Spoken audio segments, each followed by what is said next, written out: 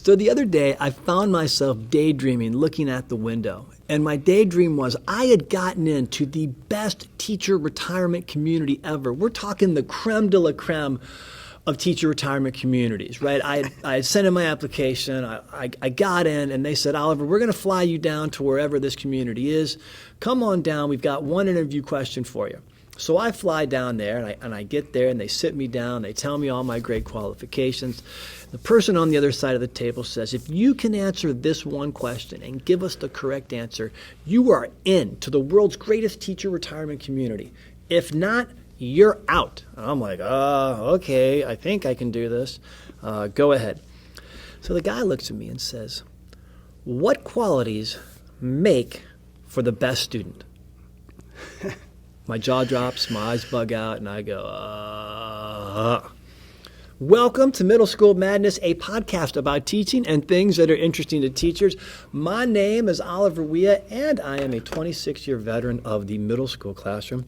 Today I have with me Seth Verba is going to join us to help us discuss what qualities make for the best students. Seth, how you doing today? Hey, so happy to be here, man. Thanks for inviting me on the show. I'm a teacher. What do you say? You said 26 years. I've been 26 years. I've been teaching for 21 years now. Was a learning support teacher for a long time, so I guess I've had this thought a few times. What do I love in a student? And sometimes sometimes I've had this thought in the past. I've thought about what I've loved in my students, and I've also thought about what's frustrated me a few days. But the last few years, I've switched over to a TV movie production teacher, so I've been an elective teacher for the last few days, and I guess the students sign up for our class now, so that changes things a little bit.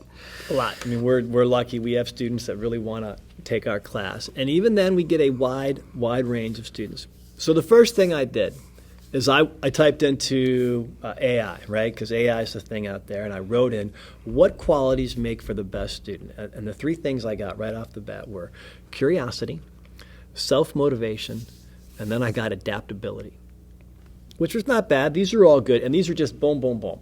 But then I went and typed into Google's AI, same question, what qualities make for the best students, and I got three completely different qualities. So I guess when I was looking at these, and there's a ton of qualities, and it went on over and over, it's like maybe we should attack this question by subtraction. What if we just subtracted out what we don't want? Like not the negative, not the negative qualities. Like clearly no one likes a disruptive student, antsy student, all of that. But you're looking at what are qualities we know right off the bat don't fall into this in a positive way. And the first one I thought of was, well, a best student doesn't have to be straight A's or honor roll. That was my first thought. Yeah, you know what? In my experience, it's not at all what you're looking for in a student. I think that from a student's perspective, they think that that's what they need to be. They need to be perfect.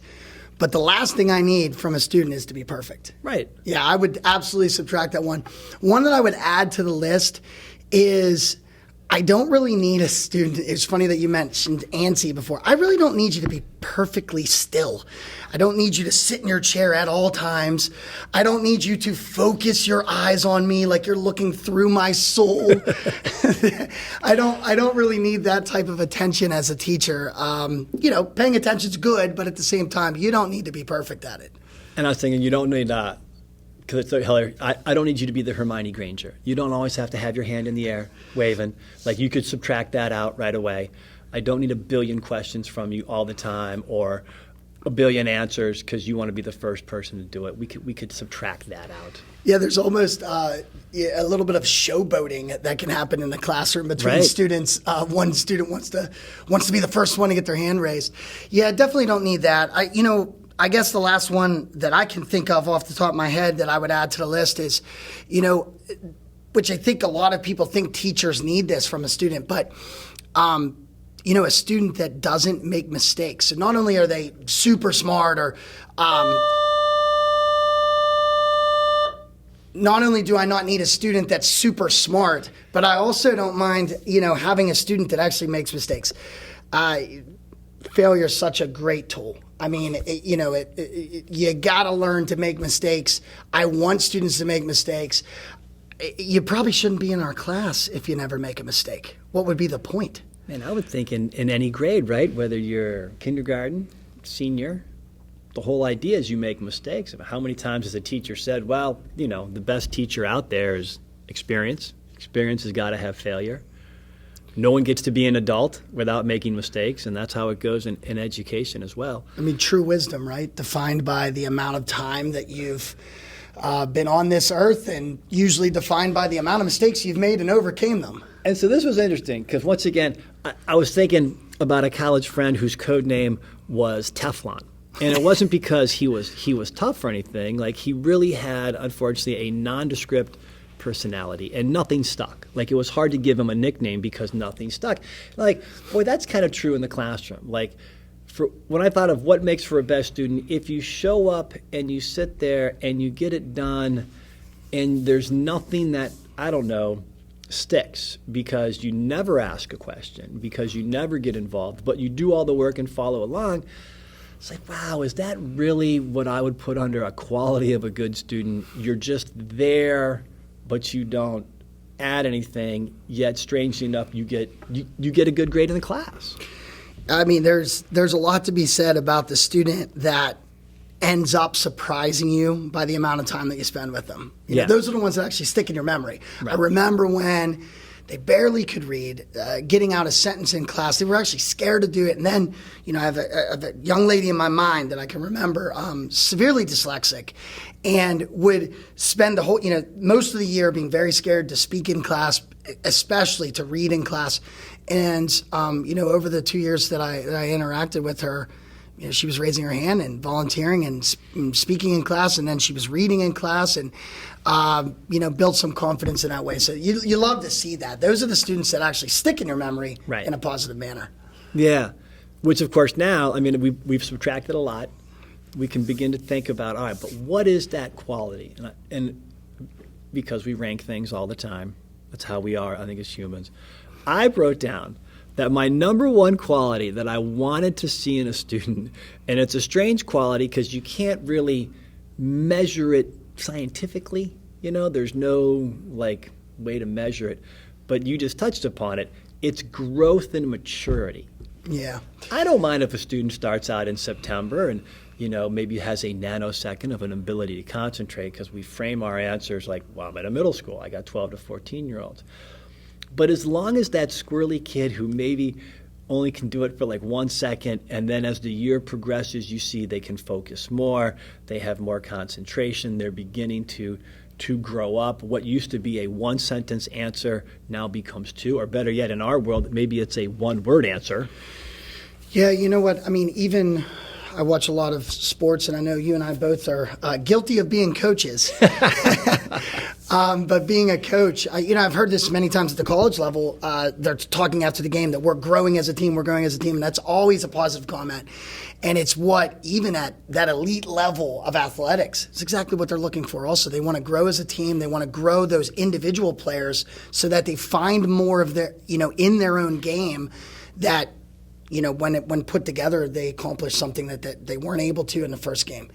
If you're playing great basketball at the end of the season, that's a whole lot better than playing great basketball only the first game of the season. It is. And I know a lot of times, it's kind of funny because when you think about the best students, and we mentioned the students that really have no impact on you whatsoever because they sit there. But I do like sometimes when a student, you've got to have that conversation with them after class. And after class, a lot of times they'll be like, hey, what I want is I want you to show up tomorrow, show me the best of who you are, and you've taken, and I tend to do this, I then take one step forward. I go, and just show me that you've grown up just a little. It's not a lot. I go, but just a little. I go, because then you will have given me the greatest gift ever, and I got to watch you grow up. And the thing is, you're somewhat being facetious about it, but at the same time, you literally, that's the one thing that when you see it in education as a teacher, it's the one thing that actually feels tangible, because we don't get to look at a project at the end of the day that we accomplished. We built that brick wall, or we poured that concrete slab. But when you actually, right there in front of your face, see a student grow, I mean, that is our concrete slab that's stained nicely, and your customer's really pleased about it.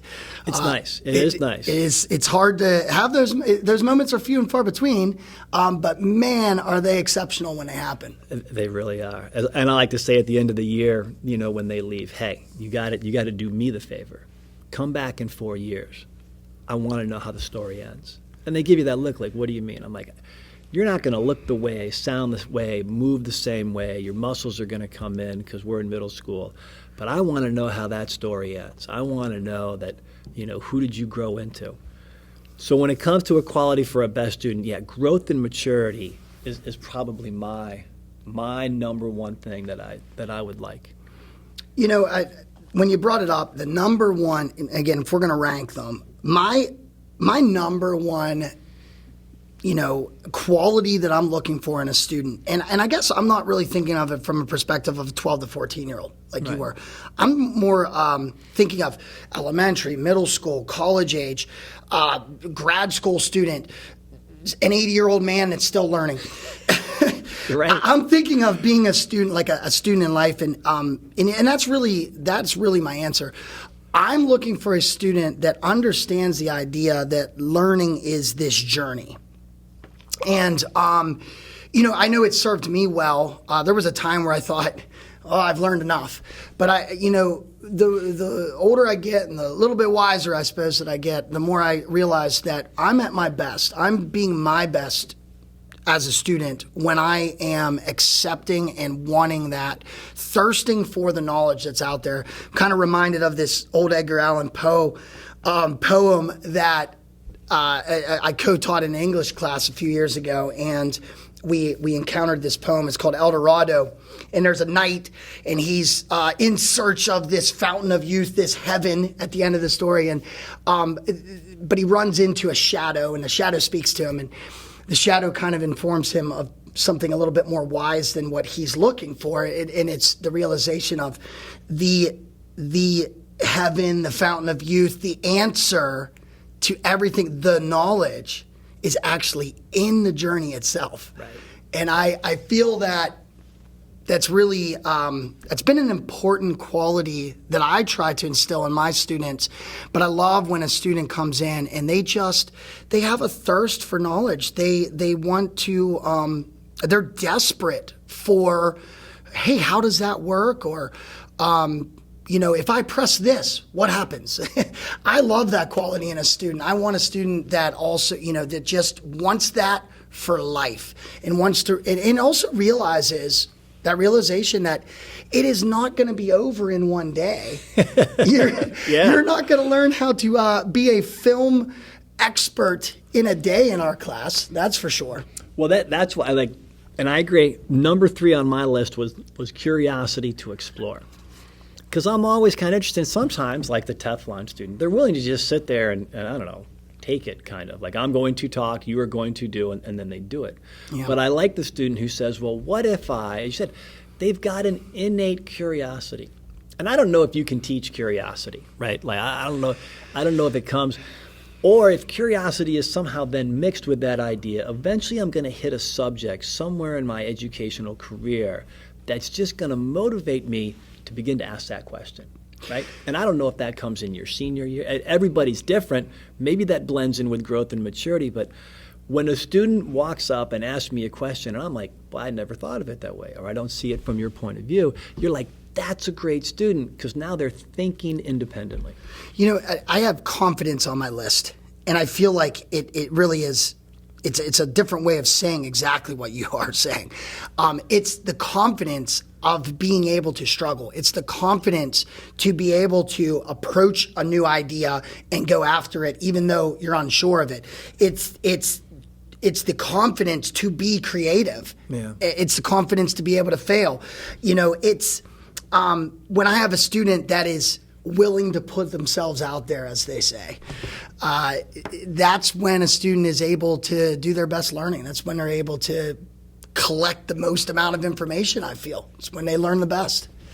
Man, is that hard, though. Well, especially for a middle schooler. That is so hard. I mean, confidence for a middle schooler, that is the fountain of youth. That's a tough one to find. It is, because to be curious means you've got to go outside of the pack and ask questions and kind of put yourself out there, which in many ways would go against a middle schooler at all, where you just want to fit in, wear the same clothes, have the same thinking, have your friends for a day. But I love those moments where they are just naturally curious, and we talk about this especially in the editing software, any kind of software, and begin to explore it and press the buttons and say, well, what happens about this? What happens is that? Whether they ask the question or just go and do it. Sometimes I like it where they come up like, hey, Mr. Reed, look what I created. And you're like, oh, my God, you figured out filters and transitions, and I never taught that. That's the best. Yeah, the student that takes what they learned in school and they have the confidence to go ahead and push the buttons to try it out at home, and then are coming back in the next day. I mean, it's that, again, those are those moments that are they're few and far between. But that's the project that we love to take a look at all the time. And again, it's not your perfect student. It's like when we subtracted that earlier. I mean, it's not your perfect student. It's your curious student. Yeah.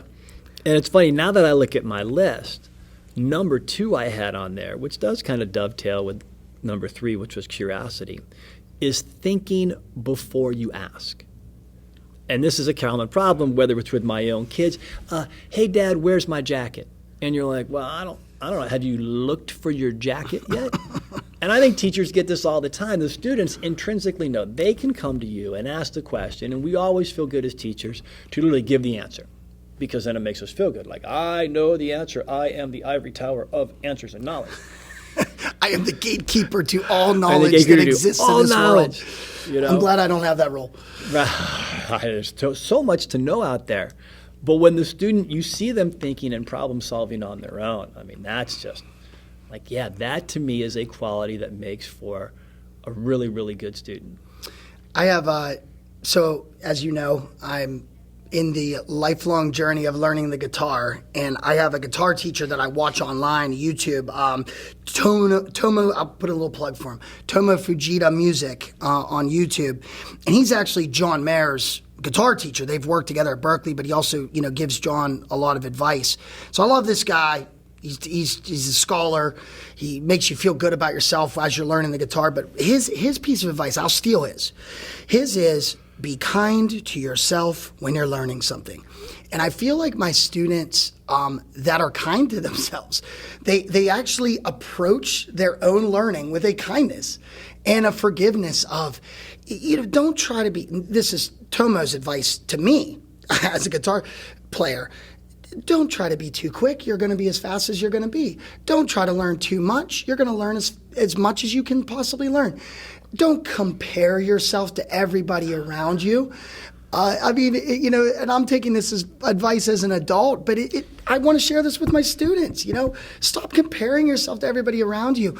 A great student realizes that they're going to learn at the rate at which they learn, and just accept that and be kind to yourself when you're doing it. I love that advice from Tomo Fujita. Man, that's good advice, but that's hard in application. It sure That is hard in application. Whether I think you're, again, a 12-year-old, a 54-year-old, whatever. That is hard to do, because the first thing we always want to gravitate towards is, well, Seth is a better teacher than me, or so-and-so can bike faster on the bike or swim better in the pool. It's hard not to compare yourself. I think that's always step one. I think everybody starts at step one of comparing themselves. But when you get to that, and it doesn't, I don't know what age it ever comes, but it eventually does. And you're like, you know what? I just got to be me. And working in a middle school, just being you, that's a big chore. It is. I mean, they as you mentioned before, they want to wear the same shoes. They want to dress in the same shirt. They want to blend in. Our students don't often like being brought into attention, whether it's good or it's bad. Yep. They just kind of want to be a part of the class and blend in. And but when you see them starting to come out of that towards the end of the year, as they're getting a little bit more mature, they start to be kind to themselves. They start to find their confidence. They start to show up and have their own ideas and their own curiosities. And, that's what we're really looking for. Or at least that's what I'm looking for in my classroom. I love a student that is willing to make mistakes and forgives himself for it and stops worrying about, well, my mistake was worse than your mistake. Right. Comparing mistake levels. I mean, my goodness, it sounds silly when you say it out loud, but I think we do it all the time. We do it all the time. Well, my mistake was worse than your mistake, so I must be worse than you are at something that we're both not good at. It's silly land. It's crazy. It really is crazy. And you're right.